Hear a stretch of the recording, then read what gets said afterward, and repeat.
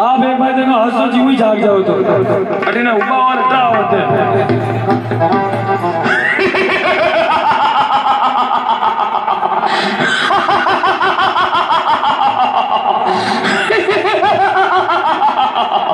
ये तो सवाल नहीं जमता है और ही कोई उपाय करना होगा।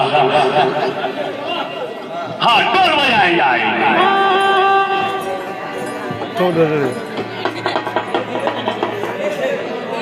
अरे मने जगायो क्यों रे भैया, हे मने जगायो जल्दी लगाओ भाई मारे गाजी रे नींद के भाई अचानक मने जगायो।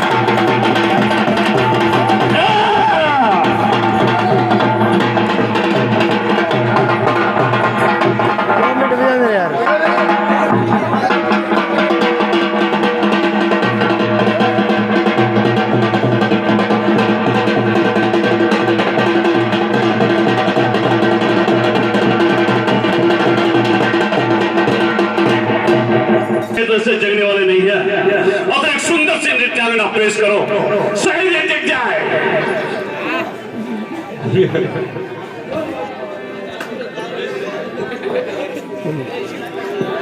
महाराज मन में ये तो होता देख क्या नृत्यांगना, अरे जग जाएंगे। मारा गाजी रे नींद के भाई अचानक नृत्यांगना एक सुंदर सा नाच दिखाओ जिसकी आवाज से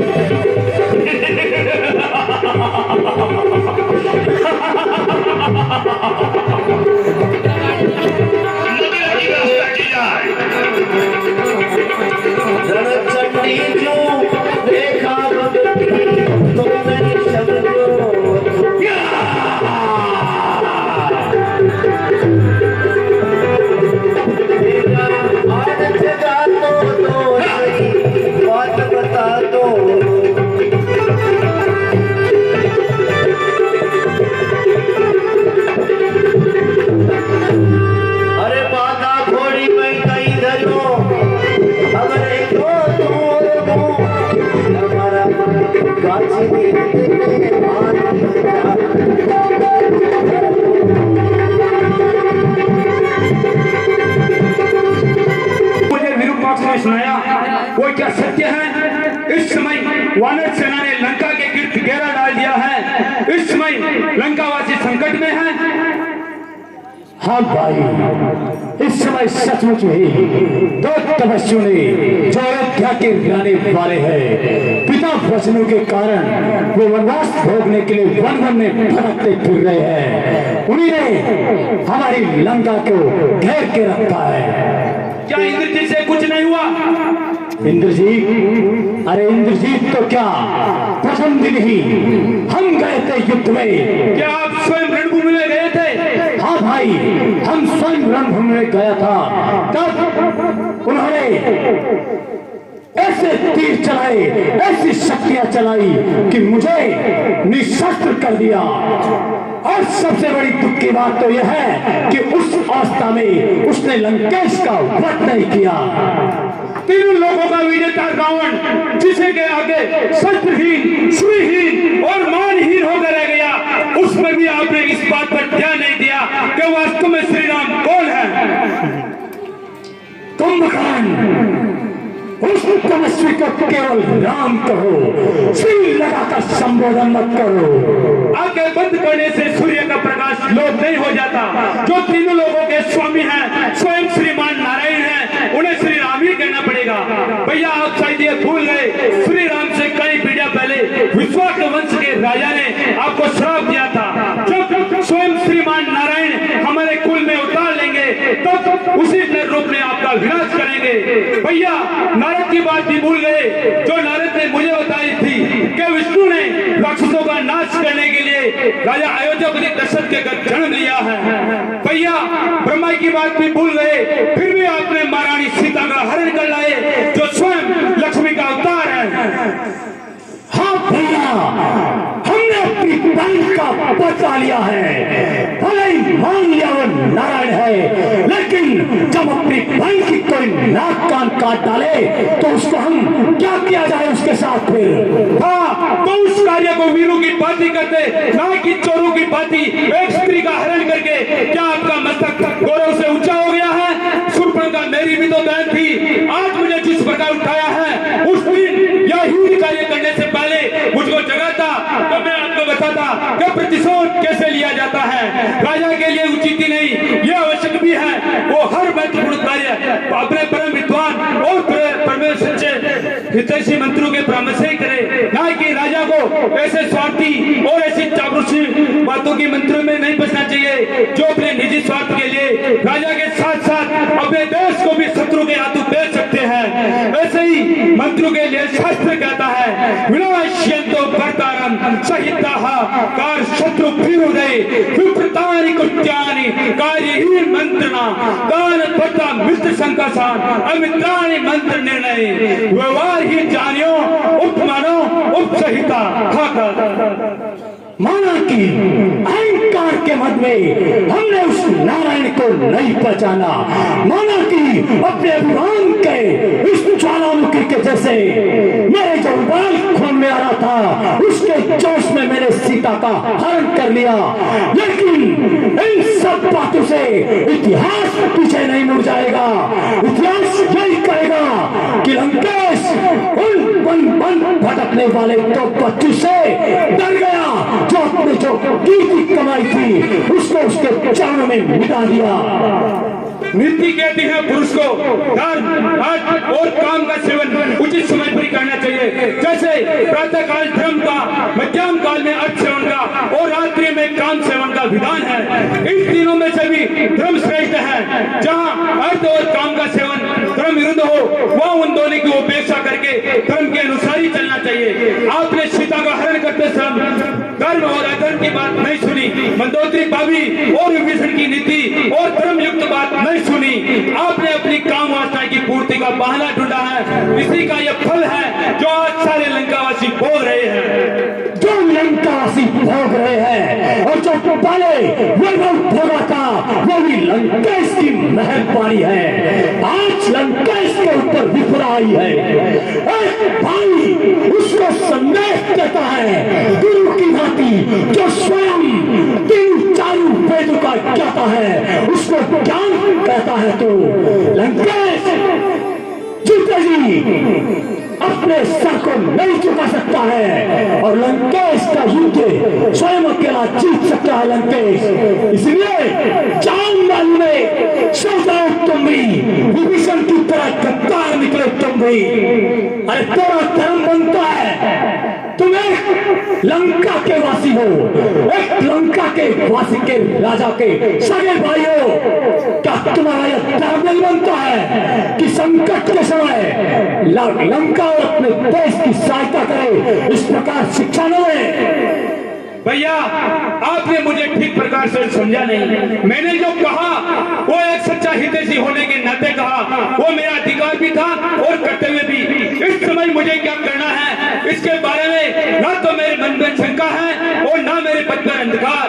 मैं तो छोटा भाई हूँ, छोटे भाई का एक ही धर्म होता है, जब तक जीवित है तब तक बड़े भाई को कोई भी कष्ट नहीं होना चाहिए। छोटा भाई मित्र भी है और सेवक भी।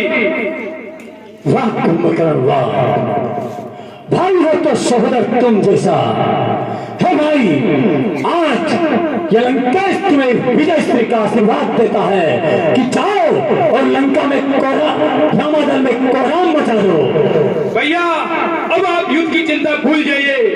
मैं आपको वचन देता हूँ सूर्यास्त होने से पहले वनवासी राजकुमारों के मस्तक गली की लंका की गली कुचों में से गेंद की पाती लड़काता हुआ लेकर आऊंगा, जिनके इस युद्ध में प्यारे संबंधी मारे गए वो भी एक ठोकर भाग सके।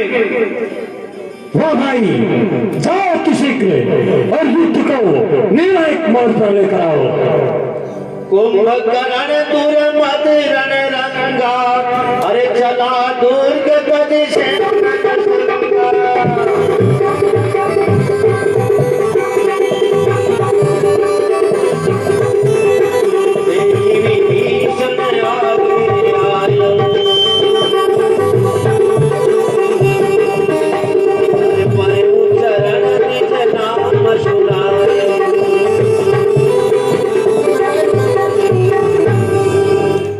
परंतु भैया सबकी बात सच निकली और वो स्वयं भगवान भी हैं, तो भी मैं पीठ नहीं दिखाऊंगा और अपने भाई के कारण के कारण लड़ता हुआ रणभूमि में मर जाऊंगा।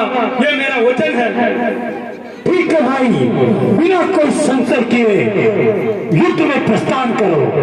परंतु भैया अगर इस युद्ध में मैं मारा गया तो फिर समझ लेना उन्हें कोई प्रश्न नहीं कर सकता और श्री राम को भगवान मानकर उनकी शरण में चले जाना, जिससे हमारा कुल समूल विनाश होने से बच जाए और आपका राजपाट अखंडित हो जाए। क्या कहा? जब तुम जैसा भाई ना रहे, जब हमारे पुत्र ना रहे, तो फिर जीकर भी क्या करना है? और मृत्यु का संशय मन में मत लाओ कुंभकर्ण। आज केवल विजय की बात करो। इस मन पर इस प्रकार तोड़ पड़ो कि दुश्मन तुम्हारी प्रथम ललकार सुनकर ही दल उठे। सेनापतियों अतिशीघ्र चतुरंगी सेना के साथ कुंभकर्ण के साथ जाओ। नहीं भैया, मुझे सेना की कोई आवश्यकता नहीं है। मैं रणभूमि में अकेला ही जाऊंगा। मेरे साथ मेरा आराध्य देव भोलेनाथ का मोक्ष किसल होगा। उनकी आदि सेना तो मेरे पांव तले कुचल जाएगी। अरे कुंभकर्ण दुर्गत रण लंका,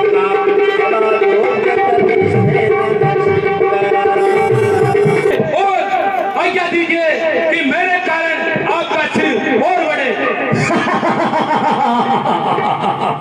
विजय न कर लो तो भाई 10 रुपए। अरे पारे चरण निज नाम सुनायो, अनुज उठाए हृदय तई ओलायो, रघुपति भक्त जान मन भायो। भ्राताश्री को विभीषण का प्रणाम। विभीषण तुम? हाँ भैया, तुझे क्या आशीर्वाद दूं? चिरंजीवी होने का वरदान तो स्वयं ब्रह्मा दे चुका है। हे भैया, मुझे सदा धर्म और नीति के मार्ग पर चलने का आशीर्वाद दीजिए। ये वरदान भी तू ब्रह्मा से पा चुका है। हे भैया, मुझे सदा सत्य के मार्ग पर चलने का आशीर्वाद दीजिए।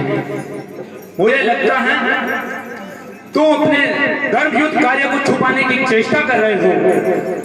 नहीं भैया, मैंने कोई भी कार्य धर्म विरुद्ध नहीं किया है। तात लात रावण मोहि मारा, कहत परम हित मंत्र विचारा। हे भैया, मैंने तो महाराज लंकेश को उनके हित की बात समझाई थी। मैंने कहा कि पर्दा हरण हमारा काम नहीं है, लेकिन वो नहीं माने और उन्होंने मुझे लात मारकर लंका नगरी से बाहर निकाल दिया। मुझे अपने पंडित से मुझे मत बनवाओ विभीषण। तुम अच्छे प्रकार जानते हो जीवन में कई बार वह अवसर आता है जिसे धर्म संकट का समय कहते हैं, जब यह निर्णय करना कठिन हो जाता है कि प्राणी का क्या धर्म है, क्या कर्तव्य है। ऐसे ही अवसर पर हर प्राणी अपने संस्कारों के अनुसार ही अपने धर्म का निश्चय करता है। जैसे तुमने अपने भाई, अपने कुल और अपने देश को त्याग नहीं अपना धर्म समझा, और मैंने भाई, कुल और देश के लिए प्राण न्यौछावर करना ही अपना धर्म समझा। नहीं भैया, मैंने अपने भाई को नहीं त्यागा। मुझे मेरे भाई ने परिसभा में ठोकरे मारकर अपमानित करके बाहर निकाल दिया। विभीषण, यदि शरीर में कोई दोष, कोई रोग भी आ जाए तो अपनी पूजा, अपने शरीर का त्याग नहीं कर देती। अरे भाई भाई की पूजा होता है, तूने भैया से अलग होकर भैया की एक पूजा काट दी। अगर इस युद्ध में पराजय हुई तो इस पराजय का कारण तुम होगा, तुम।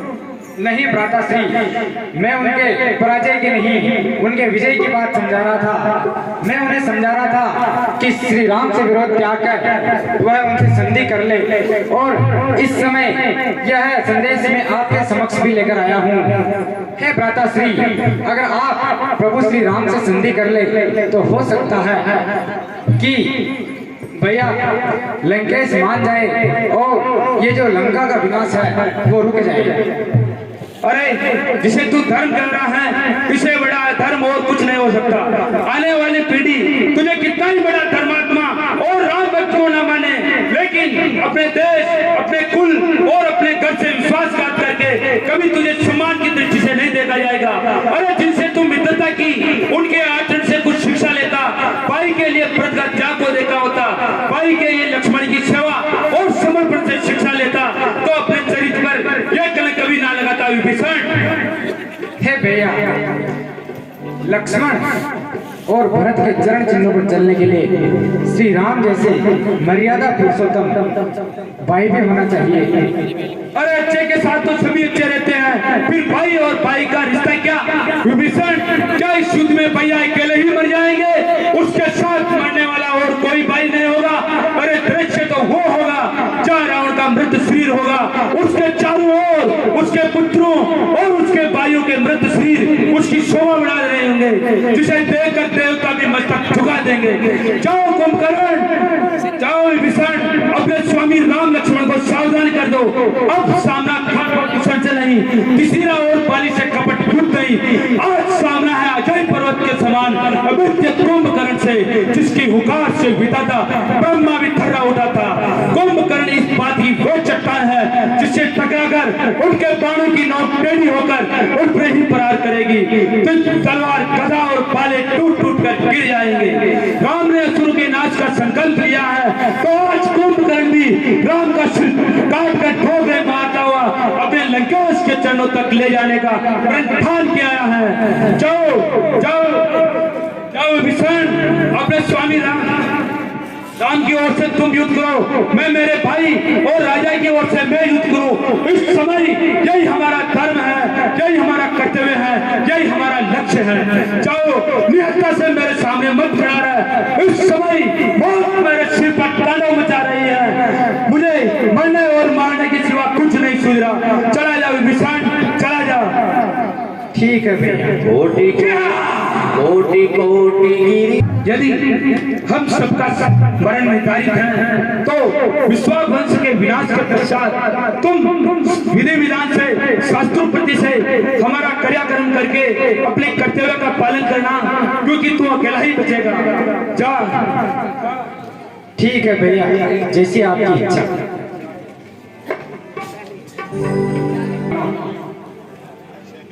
ठीक है विभीषण राज, जब बुद्धि निवर उल्टी होती है तो मन के जल में बह जाती है।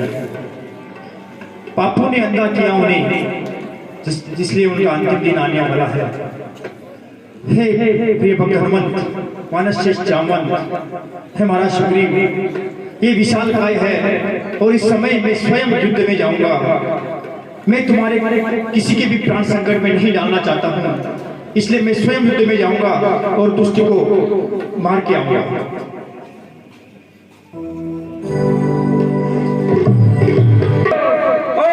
रणभूमि में तालवार बचा दो। Don't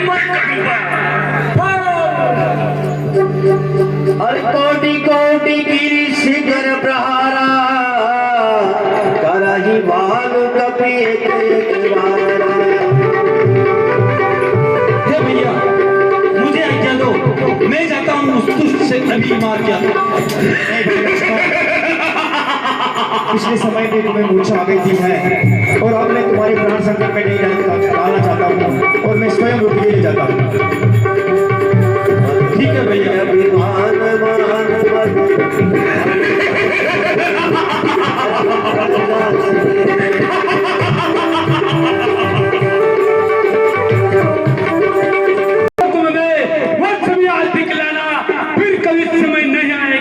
सब ताकत अपनी आजमाना। अरे तब मारुत से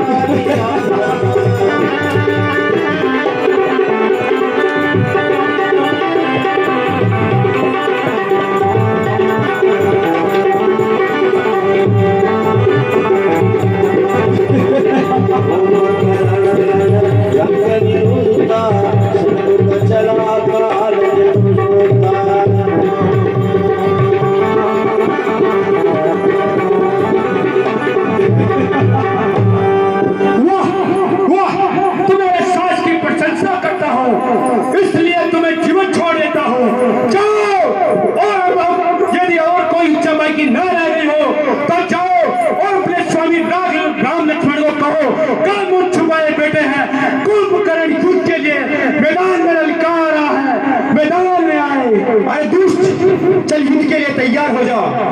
अयोध्या नरेश राम तुझे युद्ध के लिए ललकारता है। वाह, क्या तुम ही अवधपति हो, क्या तुम ही रघुकुल नंदन हो, रावण से रण करने वाले, क्या तुम ही जानकी जीवन हो। यह नीलमुख श्यामल शरीर रणमति उतरने योग्य नहीं है। राम तुम्हारी मधुर मूर्ति देख सचमुच वध करने योग्य नहीं। अरे युद्ध का पता जब निर्णय होता है उस समय पता चलता है, बातों से कोई कुछ कार्य नहीं होता है। युद्ध करने आए हो तो केवल युद्ध ही अपना लक्ष्य होता है। अरे रामसेन निज पाछे चले सको महाबलशाली।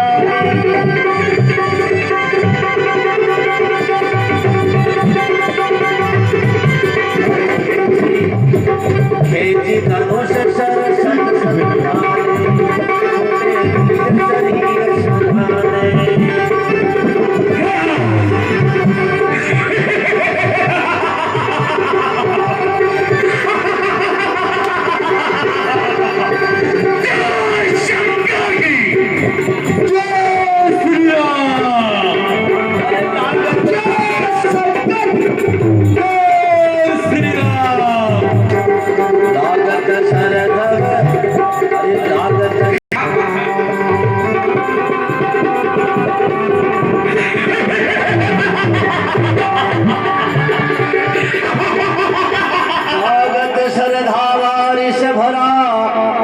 उधर डगमग ढोल की धरा। राम की